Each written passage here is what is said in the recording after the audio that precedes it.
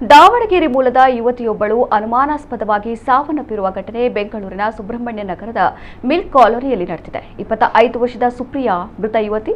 ಕೊಳೆತ ಸ್ಥಿತಿಯಲ್ಲಿ ಯುವತಿಯ ಶವ ಪತ್ತೆಯಾಗಿದೆ.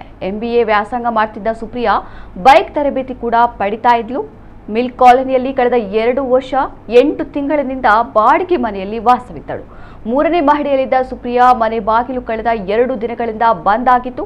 ಅನುಮಾನಗೊಂಡ ಮನೆ ಮಾಲಕರು ಬಾಗಿಲು ತೆರೆದು ನೋಡಿದಾಗ ಘಟನೆ ಬೆಳಕಿಗೆ ಬಂದಿದೆ.